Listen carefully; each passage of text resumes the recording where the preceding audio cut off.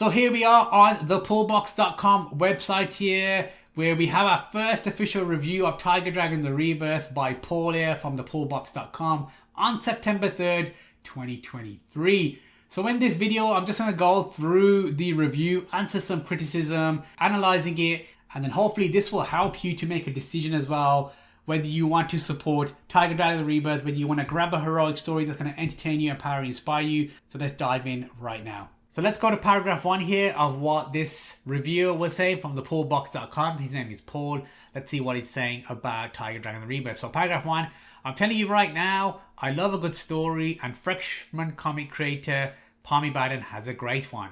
Not just his actual comic, Tiger Dragon the Rebirth, coming Kickstarter, but his bio reads like the best low-key underdog story since Rudy. And IT Tech, Parmy wanted to do something more than check cable connections and to tell people to restart the computers. He wanted to create something, but wasn't really sure how to go about it. Lacking the skill set, he dug in, did the research, and he got to work. So I do appreciate the opening sentence here from the reviewer saying that he loves a good story and that I have created a good story, right? That is my goal. My goal is to create a good story. It is to reach a higher standard, right? Just like superheroes and the heroes that I try to live up to their standards, right? I'm trying to live up to the standards of storytelling higher than me, right? The great storytellers that came before me, so many great storytellers that came before I was even born on this planet. I want to live up to the stories that they created. I want to create to that level, and hopefully this is a great start. What this reviewer believes is this is a great start to begin with, right? That I've got a story here, there's something of substance here, and a great foundation to build upon. So this sentence here, yes, I was an IT technician who worked in the IT sector, in the education sector for 12 to 13 years, where I would look after the IT equipment for schools. I did that, and then I wanted to change, right? I wanted to do something else. After 12, 13 years of doing that, I was like, hey, I've had enough of this. It's kind of boring. Let me move to something else, right? Let me try something different that's going to light me up, that's going to excite me, that's going to bring back the feelings I had when I was a kid, where you were excited to do something and time passed so quickly because you were excited you were doing that thing. And that's where kind of the beginnings of finding out my purpose and kind of what I wanted to do in my life, and going back and understanding what lit me up as a kid. Let me go and try this, creating heroic stories. I like heroic stories when I was a kid. That's why I used to watch a lot of stories like that. The majority of the cartoons that I used to watch were heroic stories. The good guys versus the bad guys, right? Good versus evil. And sometimes evil would win, but 90% of the time you'd have the good guys winning, which is great. That's what I wanted to see more of. So that's why I wanted to create heroic stories. And then here, I didn't know how to do it, right? How do I go and create comics? I have no idea. So I need to get better needed to do the research, get better, understand what comics are, and get better. So this particular sentence here, what I needed to do was I created my first comic, which is Assassins. That first comic was rubbish because obviously I don't know what I'm doing, right? When you don't know what you're doing, it's not going to be great. That's absolutely fine because everyone starts at zero, right? You try something new for the first time, you're going to fail at it. And then from there, you can figure out where you are, right? Where is your current skill sets? What do you understand? And most importantly, what don't you understand? And then go learn about the thing you don't understand to get better at it. So that's what I did. So I basically started to read books about comics. After creating that Assassins comic, I learned from YouTube tutorials, right? So I went to YouTube channels and learned from them as well. And I started to do some courses as well regarding specifically narrative writing, writing stories, and specifically my Daz Studio skills when I'm creating this story, how to get better at do certain things, especially lighting and things of that nature, posing and all that. How do you get better? So that's what I started to do. I started to learn the skills. And as I was learning those skills, what I was doing was I was creating stories. So I created my next story, which is The Search for Superman, which featured very short story, but featured Supergirl looking for Superman, and Zod came into that particular story. The next story was a training ground scene story. So basically it was me trying to figure out action sequences, how to do action sequences. So that's what I was learning with that story. Very short story, very few panels in that story. Very basic panels, not even panels at all really. The story after that was Cassie's Nightmare. So this one had more panels, right? So this one had more specific panels. You can see this slight incremental improvements with Cassie's Nightmare. Dialogue is slightly better. The storytelling is slightly better as well. We had more panels per se with that one. And then after that, I created Rangers of Justice, which is like my heroic story. And we had, again, better panels, better transitioning. So basically each comic I was creating after Assassins with the knowledge I was learning was to show small significant improvements. Was what I was learning in the books, in the YouTube tutorials, in the courses I was taking at the time, was I understanding that? Can I apply that? Because there's no point learning something if you can't apply it, because that means you're not actually learning it. You're not actually showing that you're learning it, because by applying what you learn, it shows where your gaps are in your learning, right? So when you're learning something, if you don't use it, you lose it, right? You must show that when you learn something, you're using it, and then you have a proper understanding of what you've learned. And then again, you can look at the gaps in that knowledge, and you can go back to reference material and be like, oh, I missed out this, so I need to go back and reapply that and see if I do actually understand what I've learned. That's how you truly learn something. That's what I was trying to do when I was moving from comic to comic to comic before I created Tiger Dragon the Rebirth. So what I decided to do was, when I created those comics, I was like, you know what? I'm going to go and create the story that I want to create. I want to go and create Tiger Dragon the Rebirth. I want to go and create my story now. I don't want to just keep creating smaller stories and just pretend and just feel like I'm not ready, right? Because there could be that point where you are just writing the stories. There could be just any kind of story, don't matter what characters you're creating, but you're writing stories and you feel like, oh, I'm not ready yet to go and do my story. This is like the safe zone, so to speak. So I'm creating these stories, and it's a safe zone. Like, it doesn't matter if I make mistakes, and it doesn't matter if I do this, because I'm learning at the time. And you're kind of like stuck in that safe zone, right? And then you're always thinking like, I'm not ready yet. Then the question you got to ask yourself is, when are you going to be ready to go and write the story that you want to write? Right? When are you ready to put yourself out there? And if you're thinking like, I'll just keep creating these smaller stories where the stakes are low, right? You are not going to push yourself to the abilities that you're capable of, right? You're going to stay stuck in the safe zone. So what I did was like, yo, I'm going to get out of my safe zone. I'm going to push myself out of my safe zone. I'm going to get myself out of the safe zone and back myself and believe in myself that I can go and create my story, Tiger Dragon the Rebirth, and I will learn as I go along. So I will go and create my story. I will learn as I'm going along. If I don't know how to do something, I will get a book, I will find a course, or find a YouTube channel that will help me to learn what I need to do and figure it out as I go along. So that's why I jumped from those 5 comics and into like my main story, right? Tiger Dragon Rebirth, because I need to back myself and say, you know what? I will figure it out as I go along. Just like we do in life, just like we do in anything, we figure it out as we're going along, right? We figure it out as we go along, right? It's unpredictable, it's unknown. You don't know what's going to happen tomorrow. You don't even know what's going to happen in the next 2 hours, right? But what you do know is that you'll figure it out as you go along. So I was like, hey, I've got like a base level knowledge here, and if I need to learn something else more, I will learn it as I go along creating this story. So that's why I jumped into Tiger Dragon the Rebirth. I didn't carry on creating smaller stories. I'm staying in that safe zone where a lot of creators stay, right? Because they don't want to have the criticism, they don't want to have that feedback. They feel like, if I go and create this thing and I make a mistake, then that's the end of it. No, it's not. Everything is a learning opportunity, right? It's a place to grow. So I'm glad I did that. I'm glad I never stayed in the safe zone and just like create these like nonsensical stories or small things where you're practicing your skills, which is good in a way, but there has to be a point in time in your career, in your life, where you have to be like, you know what, I'm just gonna go for it and figure it out along the way. That's what you got to do. You got to back yourself, you got to believe in what you are creating and figure it out as you're going along the way. So that's why I jumped again right into Tiger Dragon Rebirth. Jump in, dive in, right? Figure it out along the way. Nothing wrong with that. That's how you learn, right? Staying in the safe zone, you're not going to learn anything per se, but if you really want to learn, you got to kick yourself out of the safe zone, go and get out your comfort zone, go and do that thing, and then you will realize that you're capable of more. So moving on to paragraph 2 here. Right away, I was impressed with Parmy's ability to give his characters a decent speaking voice, not perfectly fluid conversationally, but much better than many first-time writers. Dialogue is, according to many people I've spoken with, one of the most difficult things to get right. In many cases, it's done with an overly formal tone in an attempt to punch in the drama. The result is that characters wind up not sounding like actual people.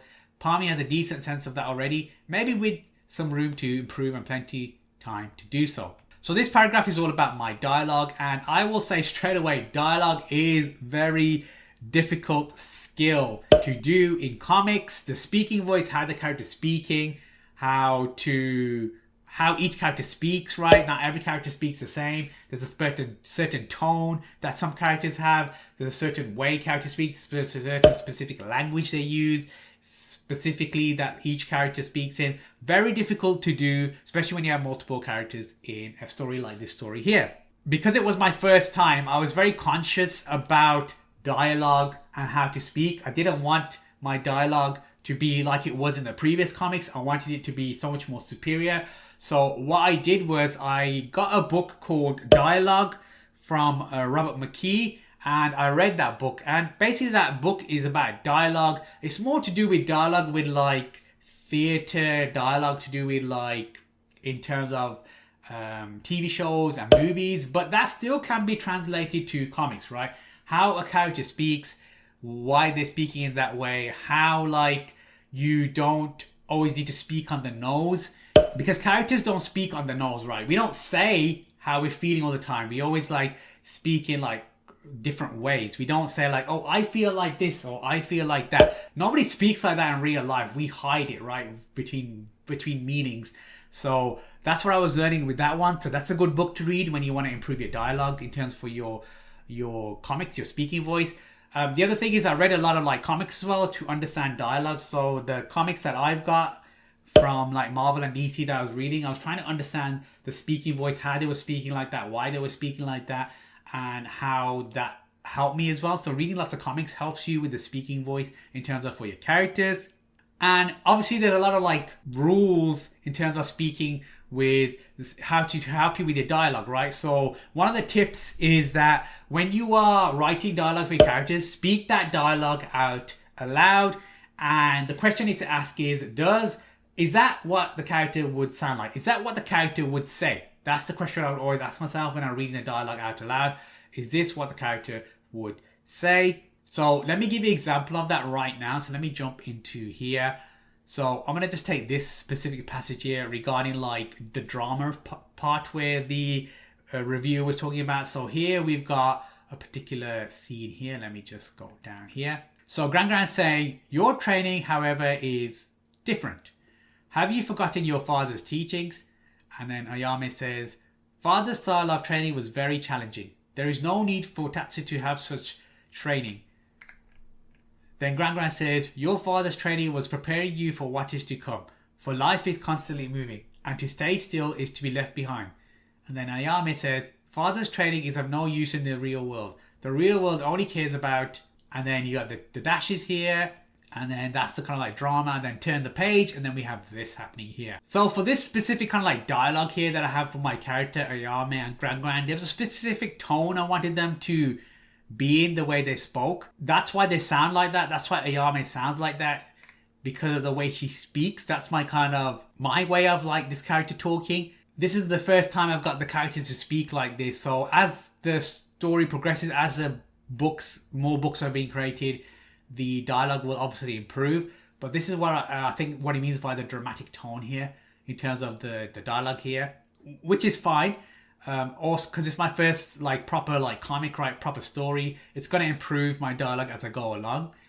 And so that's what I think what he means by the overly dramatic tone. I accept that in terms of criticism and looking to improve, obviously. And another tip I have for like dialogue is when I'm like stuck with dialogue, what do I do? What's my like go-to when I'm stuck with dialogue? So the two like specific rules that I like memorized is basically dialogue is supposed to do two things. Number one, reveal character, and number two, to move the story forward. That is the only thing dialogue's supposed to do. So number one, reveal character. It reveals the character, right? I.e., what is the character thinking, the way the character talks. What do we get to learn about the character as they are having their inner thoughts? That's what number one means, reveals character. Number two, moves the story forward, right? Let's move the story forward. Let's not keep it where it is. It'll be the dialogue that's moving the story forward. So in this case here, they're talking about training. They're talking about Ayame's father here. And then they're still talking about Ayame's father, still moving forward. The dialogue's moving forward. And then it comes to this particular part here. But then the dialogue gets cut off by what's happening here, right? Turn the page. This is happening here now. If I ever get stuck, that's the two things I always go towards. I always go towards that. And it always gets me moving forward with the story. So that's helped me a lot. So as with anything regarding like dialogue here, you can improve, right? Using deliberate practice, you can get better at dialogue. It's just a case of the more you do repetitions, the more you start to see where your weaknesses are, the better you can improve. So obviously I'll be going back to that book Dialogue by Robert McKee. I will go and read more like comics, read more manga, right? Which I'm doing a lot now, and understanding dialogue, tone of voice, so I can improve. So that criticism, fair enough. I need to improve, right? Great, fantastic. I love criticism. It's like a golden nugget. Throw it at me, which means I pick it up. I ask the question, is it true? If it is true, cool. I'm going to get better and improve. And that's going to just make my stories better for my potential readers, my future readers, my current readers. They're going to be like, hey, Parmy's improving. This story's getting way better.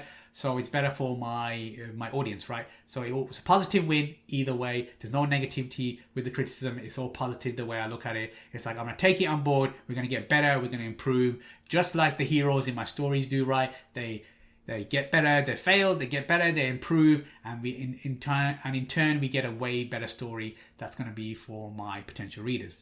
Moving on to paragraph 3 here. Regarding digital artwork in general, I had my misgivings going into Tiger Dragon. So basically he's talking about the program I use, Dash Studio, right? The 3D like models. There's misgivings regarding that. Often there are things that don't quite work in this kind of project. In this case, facial features are often exaggerated or don't quite match up with what the character is doing. And some of the young characters look aged when they're supposed to be serious or angry. I tell you one thing that Baden nailed throughout Tiger Dragon is body mechanics, particularly in his action sequences, where many digital artists seem to have a hard time getting body positions to look natural and the action dynamic. He once again dug in and did the work. That attention to detail pays off in a big way and may have been the most impressive thing in the book. So because I'm using Dash Studio to create this story, there's certain limitations, right? So in terms of like, you have a particular body mechanics, you have particular facial features, which with the morphs that are available don't always match up, right?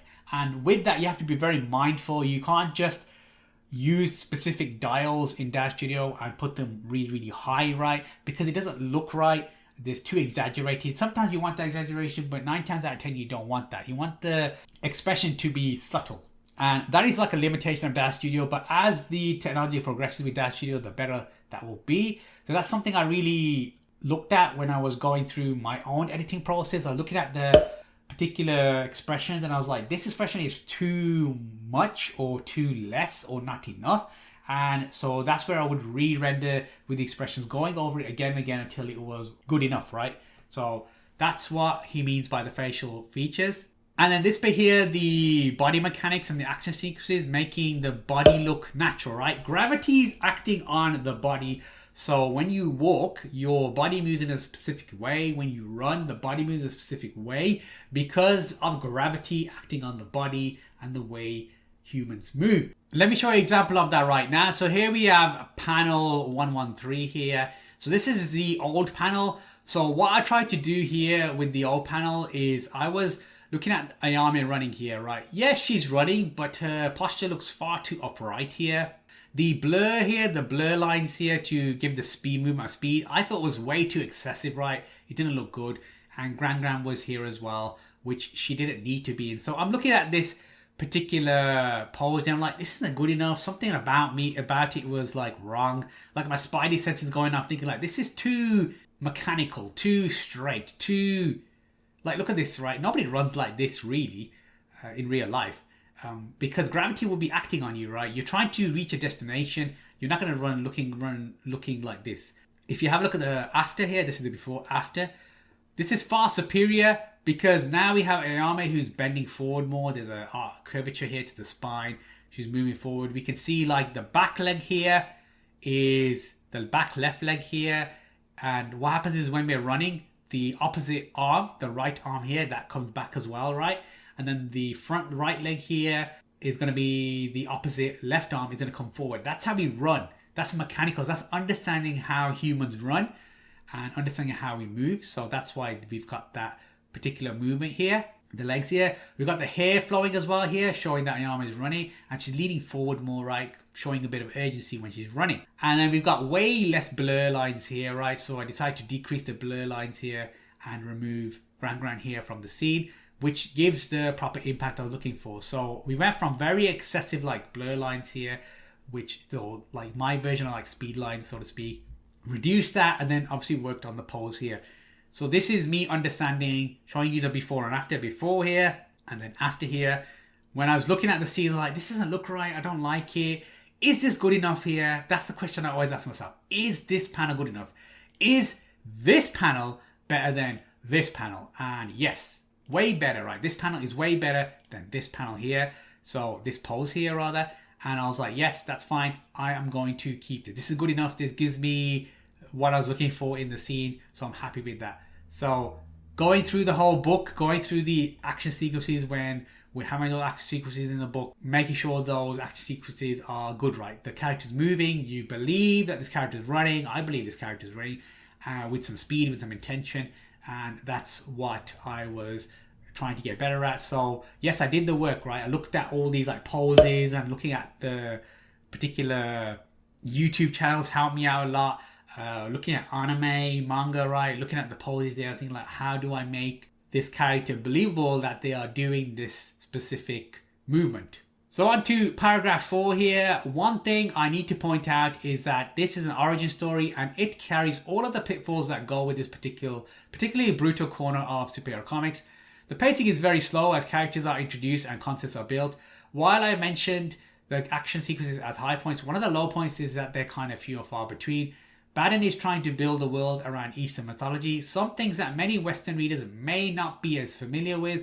There might have been more of a balance between character intros and some explanation to help fill in some of those blanks.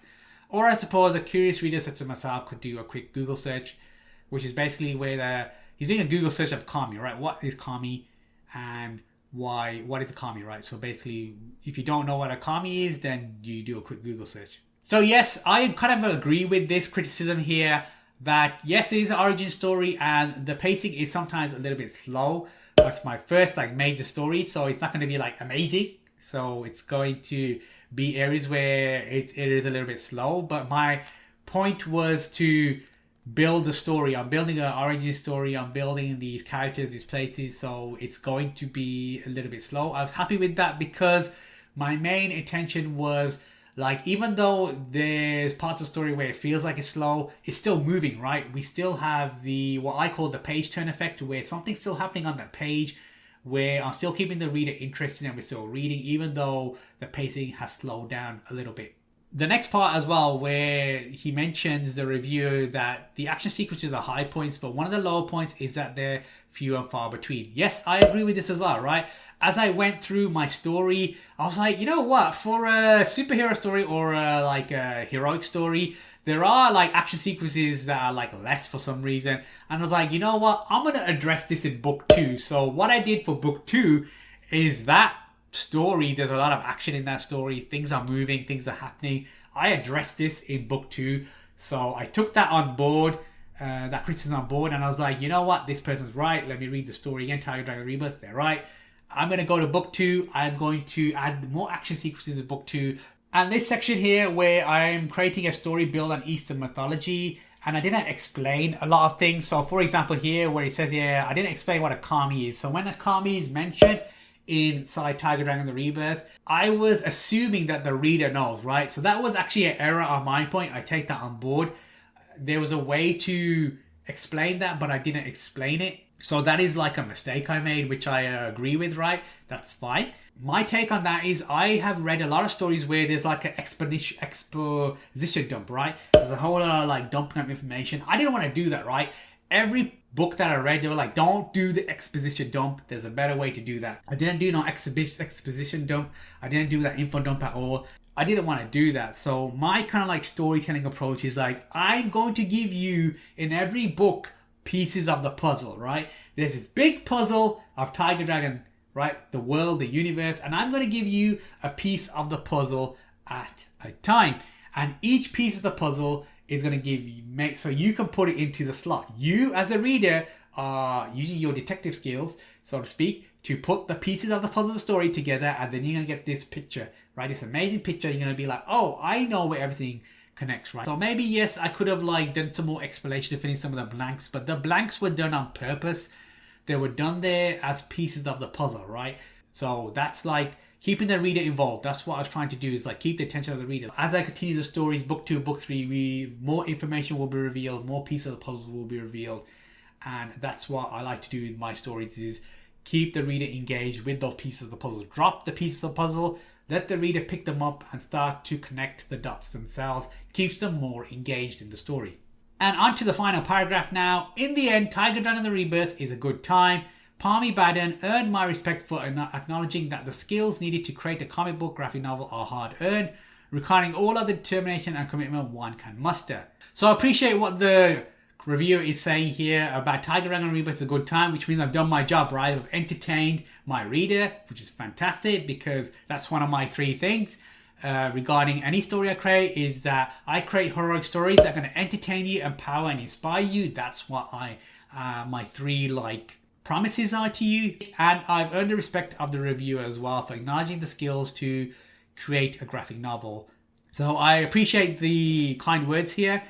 It is hard, right? You're creating this by myself. I created Tiger Dragon Rebirth by myself. That is crazy, right? When you think about it. 176 page book by yourself, that is nuts. Because usually when you are creating a comic, you usually have the writer, you usually have an artist, and then you have the letterer who does the dialogue, right? Puts the dialogue in. So here you have someone who does the dialogue, they'll put the dialogue in and do all that. And then you'll have the editor who'll go through and be like, through the story and be like, no, we need to change this. No, we need to change this. That isn't good enough, etc., etc. I was doing all those jobs. I was wearing all those hats. Very, very difficult. Very, very hard to do. But just because something is hard to do doesn't mean you can't do it. It just means you need to learn a specific set of skills. So you learn a specific set of skills and you get good enough at them, right? So you get good enough at those particular set of skills. They don't need to be amazing at everything. You just need to be good enough in order for you to create what you need to create. And then from there, you can get better at a specific set of skills, or you can start offloading things to other people, right? You can hire people and say, hey, you be the artist or you be the editor. Come in and you do this. I don't need to do that now anymore. That's how it starts at the beginning. You start off by doing everything yourself. You get good enough, and then you can start to hire people who are far more efficient at that skill, like an editor, for example, and then they can do the editing for you, and then you can do the other things yourself. So that's how the process works. So on to the next section. For that alone, I would love to see his work get some traction, to give him a chance to move farther in his efforts and continue with his story. It might have been a little slow. There was enough going on to keep me reading, which is pretty much the main goal of any comic creator. So again, appreciate the words here where the reviewer wants me to continue, right? He's saying like, look, he's got something here. There's a story here. He has something. There is some element of storytelling. He understands storytelling. He's got some kind of basic concepts of comic book storytelling, right? There is something there. There is something there in terms of storytelling. He understands what's going on and learning, which is great. We need more of that, which is fantastic. Appreciate the comments again. Like, that's very kind of the review to say. And again here, the story might have been a little slow, but there was enough to keep going on, to keep me reading, which is pretty much the main goal of the comic creator, right? So what he means by this is the page turn effect. What is the page turn effect? So basically, the page turn effect is what I was thinking about all the time when I'm creating my stories. I'm like, okay, when someone's reading, regardless of when we're in a slow patch of the story, where the story slowed down, or with the story speeding up and we have the action sequences, I've got to keep my reader continually reading. They need to continue reading. So what do I need to do? That page turn effect, right? So what do I mean by the page turn effect? Let me show you that in action right now. So I have this page here where we're further on in the story, right? And then we have our character here. She's going to find out who she really is. They're going up the stairs. They're going to a specific room over here. And then here we have like there, open it, right? So we have Grand here pointing at this kind of like treasure chest, so to speak. And then we have our character looking at this, bemused at this particular treasure, like what's in there.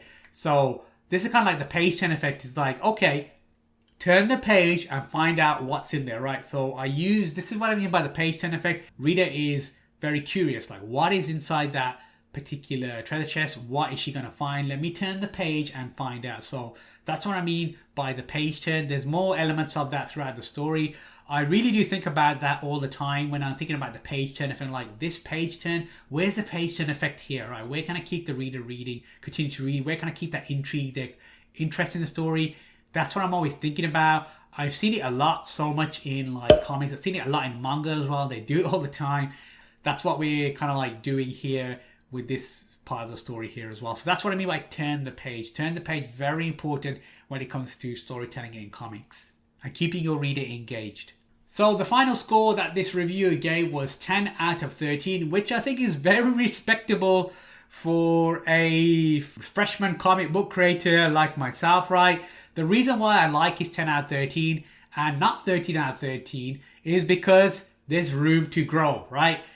If it was 13 out of 13, that means I'm great at what I've already done. There's no room to grow. I'm glad that I've got 10 out of 13. You know why? Room to grow. So that means, yes, there are some like a lot of positives in this particular review, but there's also a lot of like constructive criticism which I can take on board, like the dialogue, like the slow pacing, right? So what I have done is I've put them into looked at those two specific critical elements and then taken them on board and put them into book 2, which I believe is a far superior story than book 1. Then obviously book 3 is going to be a far superior story to book 2 because I'm always moving forward, right? I'm always trying to make that next book more difficult, more testing myself more, right? Not sticking to what I know, understanding what I know, but also testing myself and saying, right, I've got to show progress. I've got to show improvement to myself, but also to my readers. Am I getting better? Am I improving? And that's why book 2 is better than book 1, book 3 is better than book 2, etc, right? So I'm happy with that score, 10 out of 13. Again, room to grow, fantastic. I'm okay with that. Not a problem. I would be more worried if it was like 13 out of 13. I'd be like, whoa, hold on a minute. My story is that good? No. I'm pretty sure it isn't, right? There's definitely room to grow. It's my first major story. I expect there to be issues with it. And once I see the issues, I can go through and improve upon that. So I'm happy that score is 10 out of 13, which is a really good score, respectable score. Happy with that. So I want to thank thepoolbox.com and Paul specifically for doing the review of Tiger Dragon Rebirth. 176 page book, a heroic story that's going to entertain you, empower and inspire you. I do appreciate the time you took to read the book. If you're interested in a heroic story that's going to entertain you, empower and inspire you, go and check out our Kickstarter campaign. Link is in the description down below. Link is also in the pinned comment. Go and get notified so you don't miss out when we go live on our Kickstarter campaign, so you can grab yourself a heroic story that's going to entertain you, empower and inspire you. And until the next video, always be learning.